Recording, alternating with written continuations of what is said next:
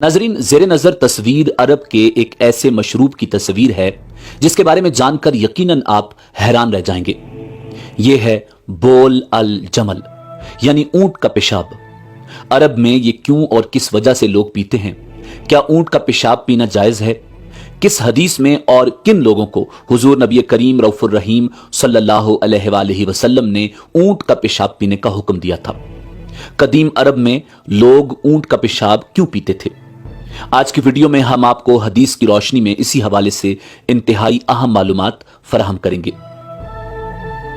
ناظرین، صحیح بخاری میں ایک حدیث جس کو حدیث اورانیین بھی کہا جاتا ہے، اس میں مذکور ہے کہ اورینا کے کچھ لوگ مدینہ منورہ آئے۔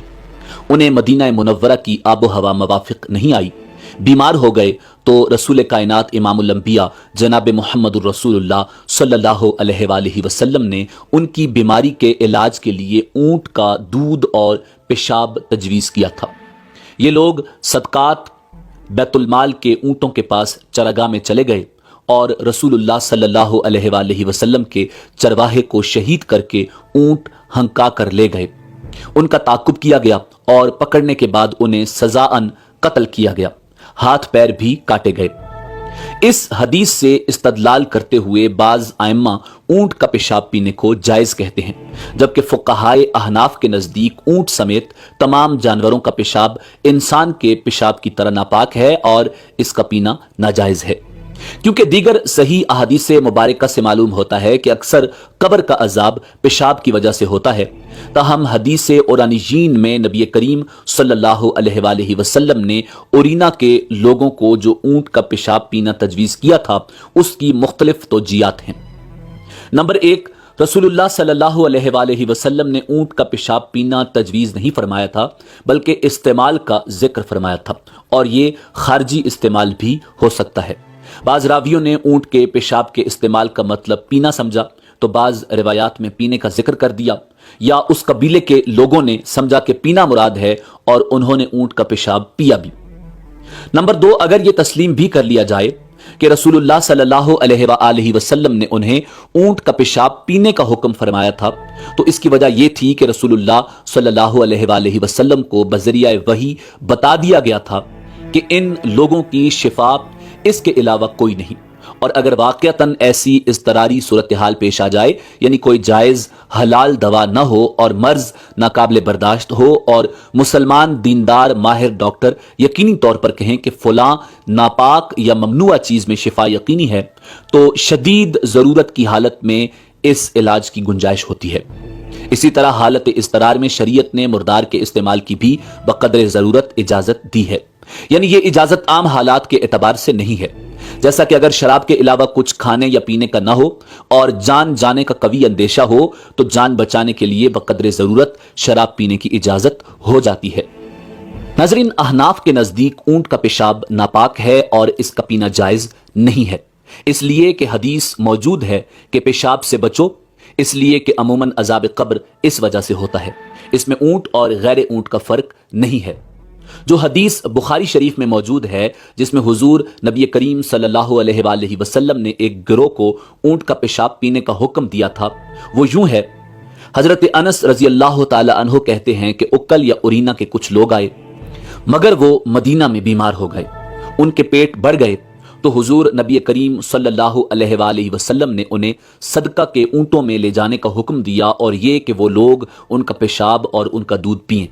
چنانچہ وہ لوگ جنگل میں چلے گئے اور ایسا ہی کیا۔ جب تندرست ہو گئے تو نبی کریم صلی اللہ علیہ وآلہ وسلم کے چرواہے کو قتل کر ڈالا اور جانوروں کو ہانک کر لے گئے۔ ابتدا دن ہی میں یہ خبر نبی کریم صلی اللہ علیہ وآلہ وسلم کے پاس آئی، چنانچہ آپ صلی اللہ علیہ وآلہ وسلم نے ان کے تعاقب میں آدمی بھیجے اور دن چڑھے وہ گرفتار کر کے لائے گئے۔ آپ صلی اللہ علیہ وآلہ وسلم نے حکم دیا تو ان کے ہاتھ اور پیر کاٹ دیے گئے، اور ان کی آنکھوں میں گرم سلائیاں پھیر دی گئیں اور گرم سنگلاخ وادی میں ڈال دیے گئے۔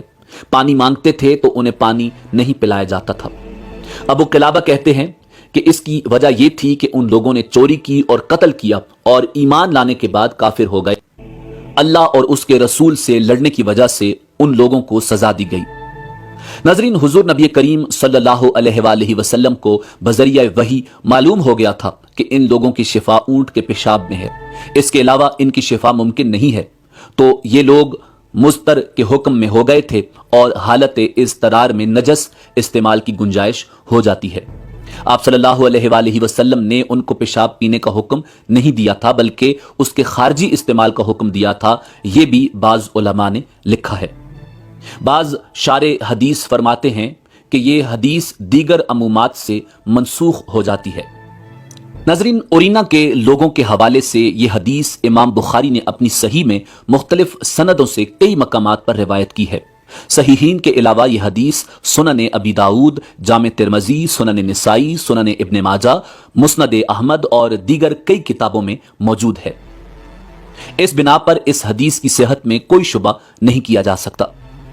नाज़रीन, इस वाक़या में हुजूर नबी करीम सल्लल्लाहु अलैहि वसल्लम के जिस चरवाहे को शहीद किया गया था उसका नाम यसार अन्नोबी रज़ी अल्लाह ताला अन्हो था।